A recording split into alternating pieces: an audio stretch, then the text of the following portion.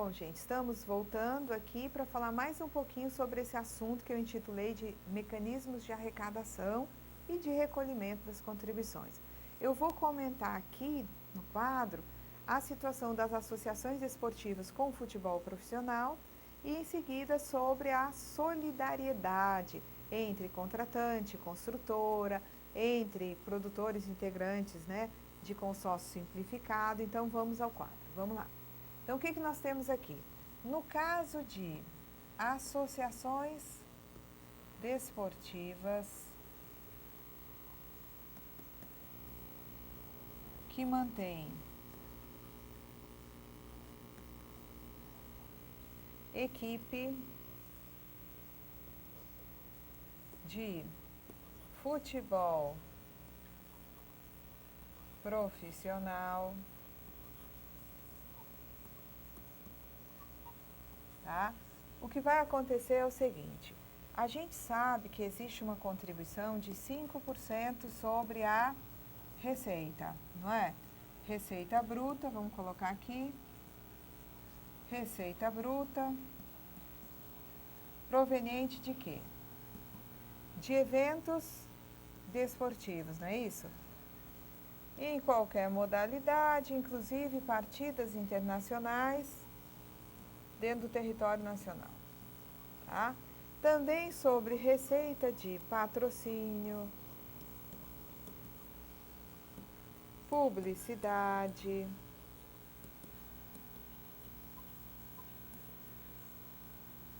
propaganda,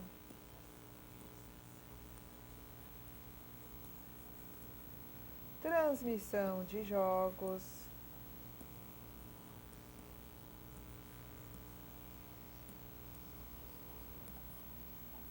né, transmissão dos espetáculos, também sobre o licenciamento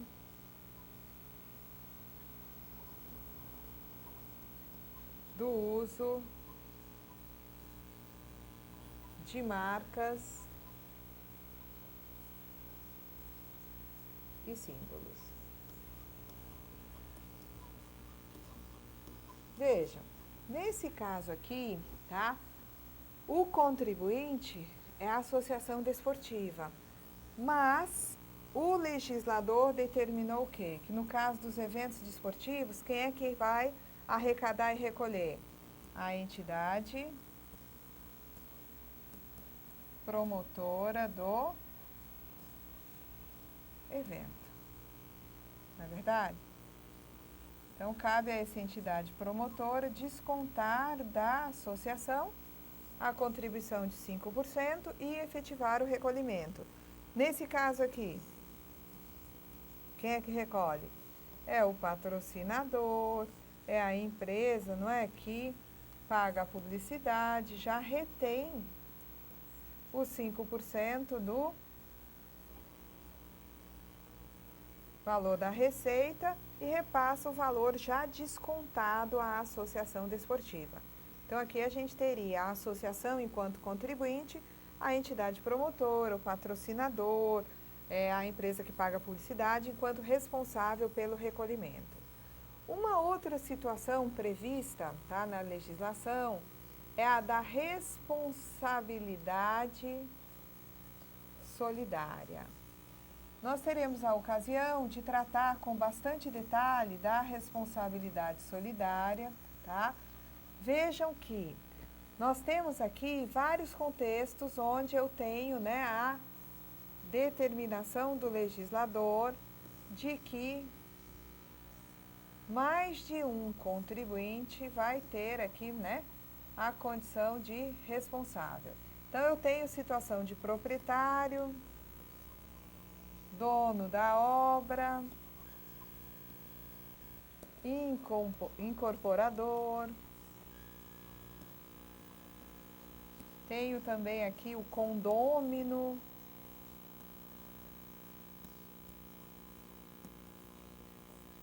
De unidade imobiliária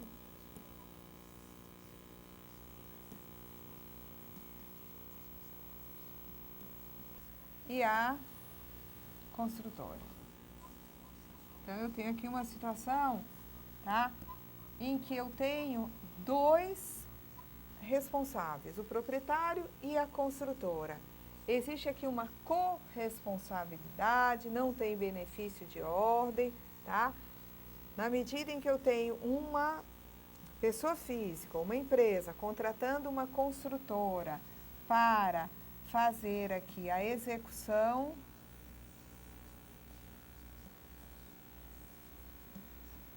direta e integral do projeto,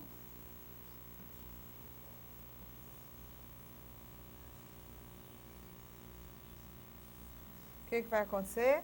Tá? Eu estou num âmbito de contrato, que é o que a gente chama de contrato sem cessão de mão de obra. A responsabilidade pela execução desse projeto é da construtora, tá? Existem alguns outros contextos onde a construtora pode estar prestando serviço com cessão de mão de obra ao contratante, mas aqui não. A construtora é responsável por executar direta e integralmente o projeto, é um tipo de contrato sem cessão de mão de obra.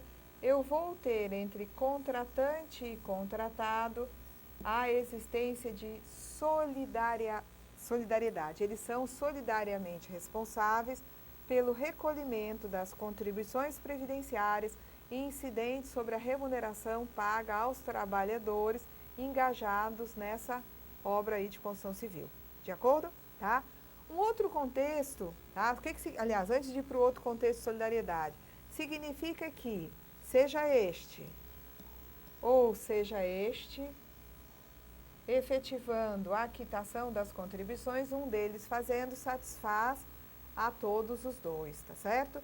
Eu posso lançar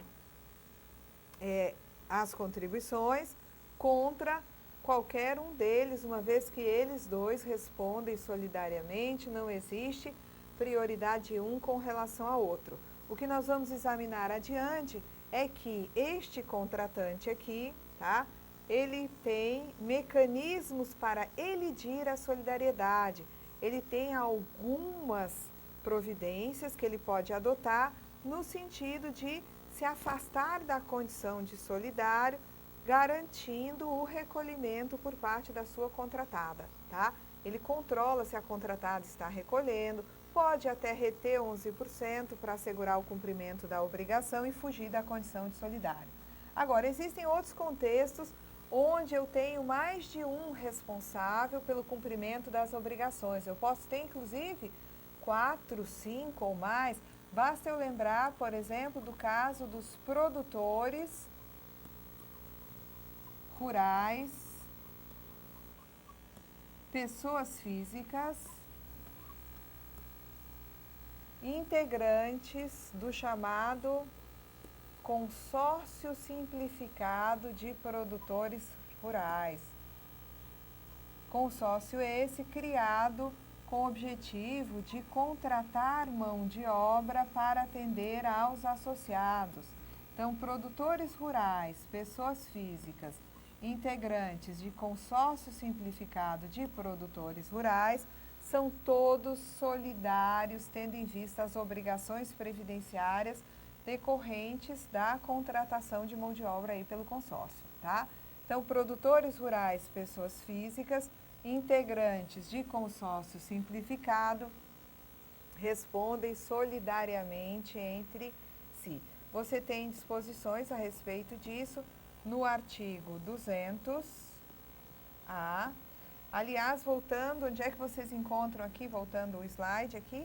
Vocês têm aqui no artigo 220, as disposições acerca da solidariedade no âmbito de contrato de construção civil sem cessão de mão de obra.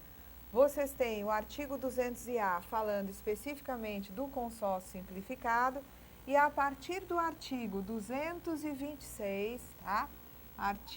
Eu estou invocando com esse 226. O artigo 220 tratou da solidariedade na construção civil. Do artigo 221 a 224 do regulamento, vocês encontram também outras disposições acerca de responsabilidade solidária. Outra situação onde você tem mais de um envolvido na responsabilidade, né, respondendo, portanto, aí solidariamente, sem benefício de ordem, portanto, é no caso de empresas integrantes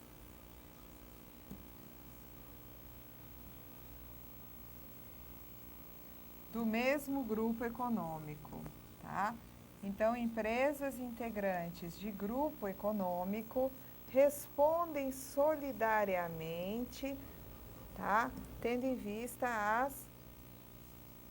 a obrigação de contribuir, né, para a Previdência Social, tá? Então, existe solidariedade entre empresas integrantes de grupo econômico. Existe também solidariedade entre o operador portuário, então, entre operadores portuários e o ógmo, tendo em vista a contratação de trabalhadores avulsos portuários. Então, ógmo e operador são solidariamente responsáveis, tendo em vista as obrigações decorrentes da contratação de avulsos portuários. Existe ainda outro contexto aqui de solidariedade, que é no caso de dirigentes de, vamos lá, autarquias,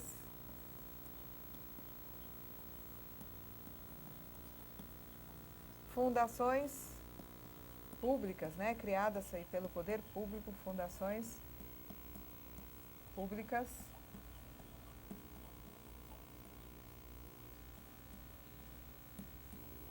também no caso de empresas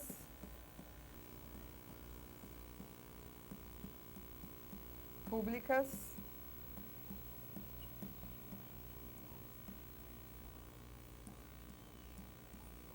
e no caso de sociedades de economia mista,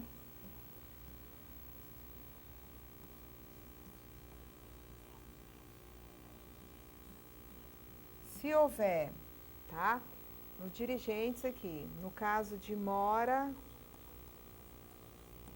superior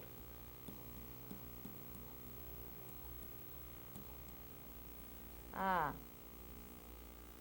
30 dias, gente,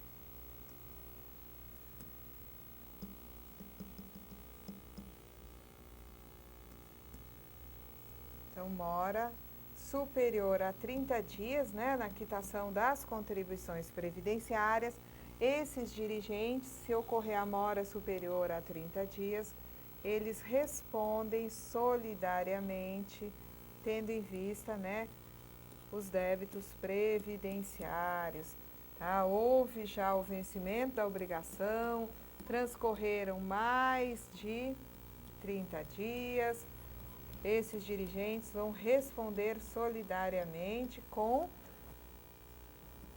as autarquias, fundações, empresas públicas, sociedade e economia, pelos débitos para com as contribuições previdenciárias. Então, vejam, gente, eu coloquei aqui alguns casos que adiante a gente conversa mais um pouquinho. Nas aulas subsequentes, nós vamos colocar o texto do artigo 219, o texto do artigo 220, 221, 22, de modo que a gente tenha na nossa frente, para poder marcar os detalhes, tá? As disposições sobre retenção, responsabilidade solidária, tá? E possa agregar mais detalhes, mais informações sobre esse assunto. Eu não conheço prova de previdenciário de auditor que não tenha cogitado dessa matéria, solidariedade, retenção. Então, é fundamental a leitura dos artigos que vão do 219, que trata da retenção de 11%, até o 224. O 224, ele é, dentro daquela lógica do 0,1, ele é na lógica do zero. É uma disposição no sentido de chamar atenção para a inexistência de responsabilidade solidária entre a empresa contratante e a cooperativa de trabalho. Uma empresa, quando contrata cooperados através de cooperativa de trabalho, ela não responde solidariamente com a cooperativa, porque essa empresa contratante, ela vai ter o encargo de 15% sobre o valor bruto da nota fiscal da cooperativa. A empresa contratante, ela não é responsável apenas, ela é também a contribuinte, ela contribui com 15% e ela própria, como responsável, vai fazer o recolhimento de sua contribuição, tá certo?